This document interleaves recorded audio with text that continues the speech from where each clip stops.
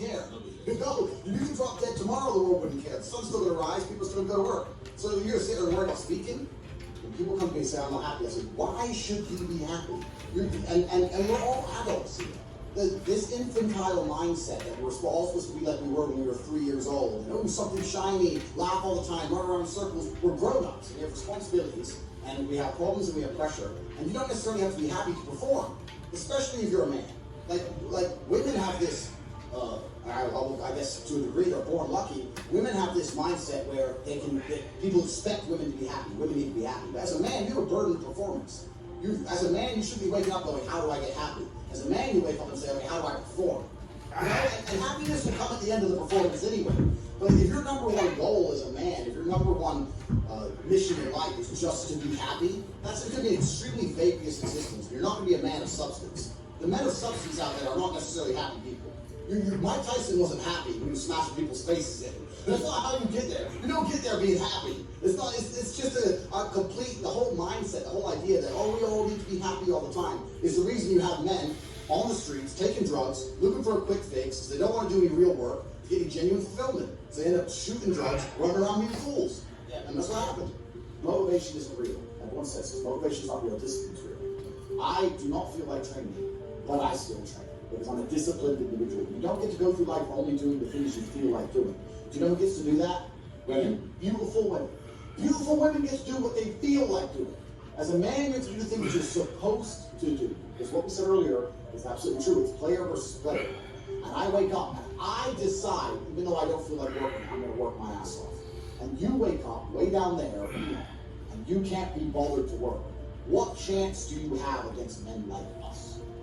You don't stand a chance. Now, if you really wake up and look in the mirror and understand that you are absolutely not crushable, that you're a rabbit, and that lions exist, and that's not going to motivate you to do something about it, then you're a lost cause. And there's no point asking us a question. You know exactly what you need to do. If you want to stay killable, then stay killable. But I can't live that way. I would refuse to live that way. It's a disgrace to my bloodline. It's a disgrace to my parents who struggled to raise me for me to be anything other than the best version of myself. That's honor. I have honor to my last name and to my ancestry. This is down to you. And listen, you may feel fired up for 10 minutes after this little talk. You're not going to feel fired up forever. You need to put systems in place. You need to get discipline. And like Justin says, you need to get an atmosphere of people around you who are going to keep you accountable and not make it easy for you to continue to be a fucking nobody. And then you're going to fix your life. Otherwise, you're going to stay nobody.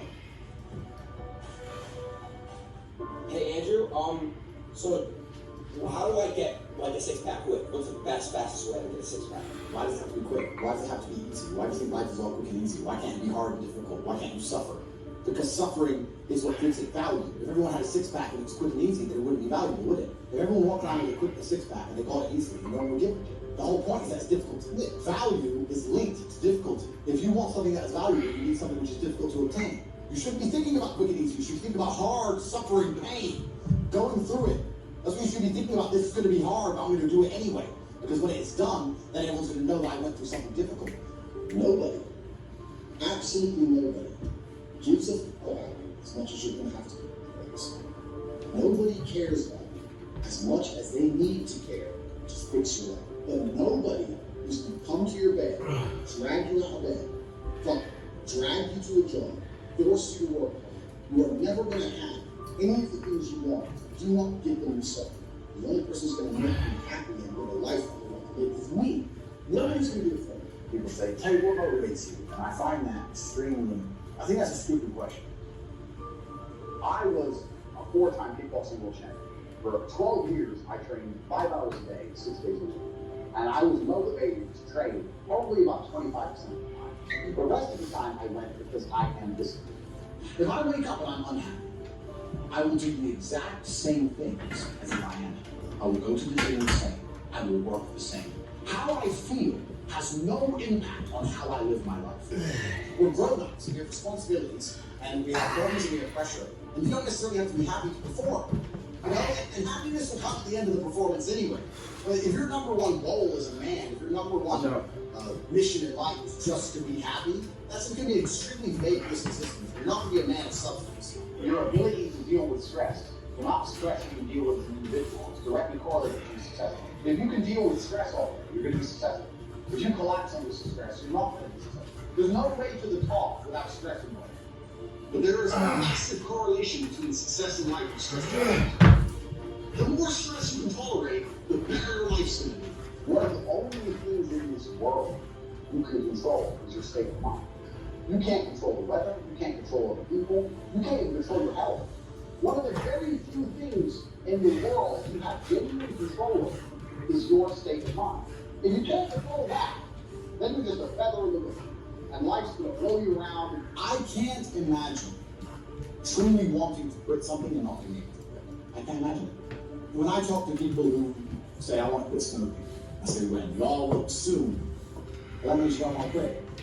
You want to keep smoking for a while and quit later. I can't imagine a mind frame or a mindset where I want to do something you can't do. It's almost difficult for me to answer that question, because if you have that kind of mind, if your mind is so fundamentally broken that you cannot do with your own mind what you want to do, then you're just, right? Life is hierarchical. There's always going to be kings and there's always going to be peasants.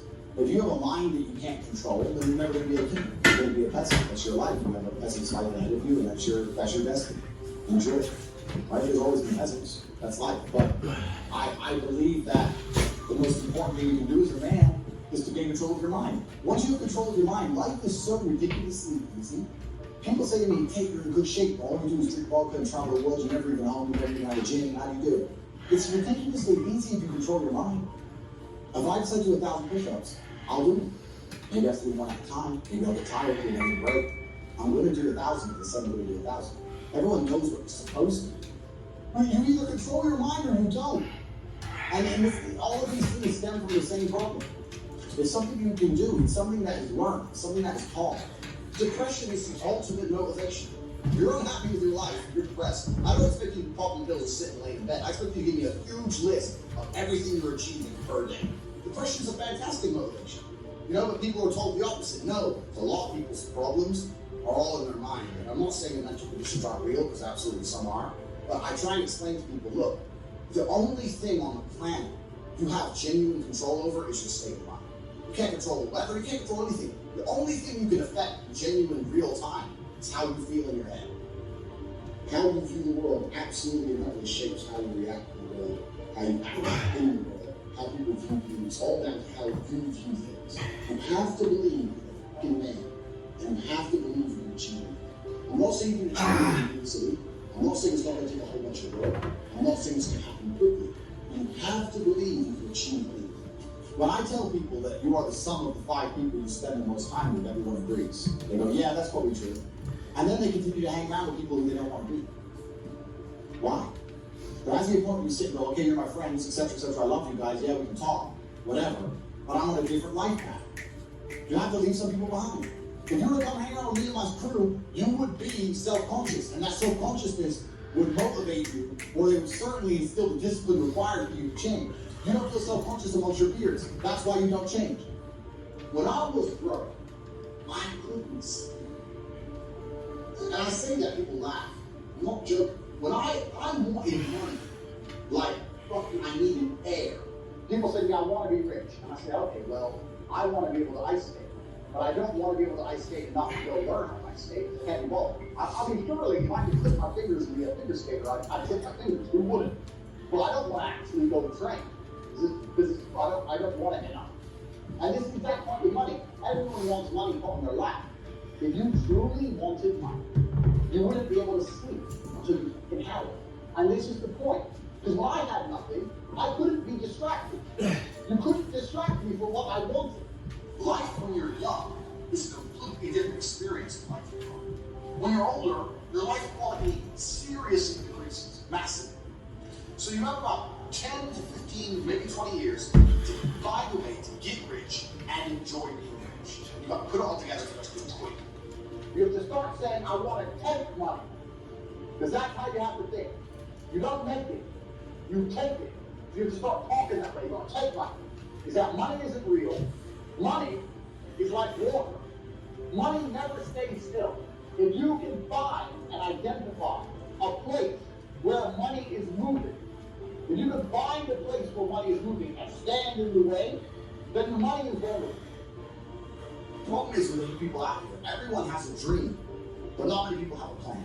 A good plan today is better than a perfect plan tomorrow. You gotta do something. You gotta do something fast. Yeah. And just sitting around talking about it and hoping for things to get better. I don't think living in a dream is going to help you anyway.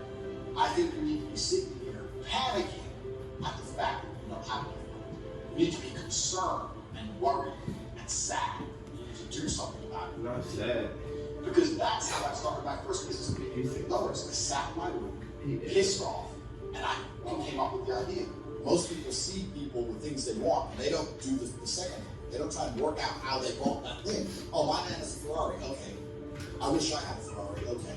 They don't sit there and go for hours. How did he get a Ferrari? It doesn't cross that part is the part they don't want to do, right? They just go, oh, he's a Ferrari. Wish I had a Ferrari, and you go back to TV. Yeah. And that's why they lose. You need to understand that in this world, there's a whole bunch of people doing amazing things you are not doing. And that needs to piss you off. Because it pisses you off, you become motivated. You need to be annoyed. I'm telling you to be angry. Anger is a fantastic force. And take that anger and direct it in the correct direction. And listen, maybe feel fired up for 10 minutes after this little talk. You're not going to feel fired up forever. We need to put systems in place. You need to get discipline. We need to get an atmosphere of people around you who are going to keep you accountable and not make it easy for you to continue to be a fucking nobody. And then you're going to fix your life.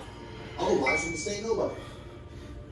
If you were genuinely pissed off at your situation, you would not need me to motivate you. You would motivate yourself. You would do something to change it yourself. Motivation is real. Everyone says motivation is not real, discipline is real. I do not feel like training, but I still train because I'm a disciplined individual. You don't get to go through life only doing the things you feel like doing.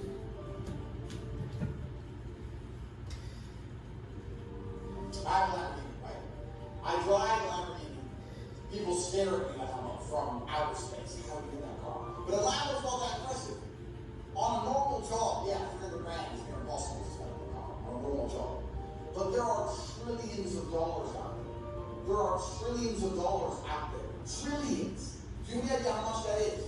Every building you drive past, go drive down the street. I don't care if you're in Sydney, Australia. I don't care if you're in Canada. I don't care if you're in Japan, Brazil, UK. I don't care if you're in Timbuktu. Every building you drive past is owned by somebody. You can drive down any street in the world and you're driving past millions of dollars. You drive past skyscrapers, you're driving past billions of dollars. The money is all around you. You can see money everywhere. Every apartment, every house, somebody or some company owns all of this. The money is everywhere. You just don't have it. Don't you see? There's a little club and you're not in it. You're inside the matrix, they're outside the matrix. And the only reason they can be so lazy and be outside the matrix is because you work so hard inside the matrix. I want to drive a Lamborghini. I don't build one. Someone inside the matrix builds it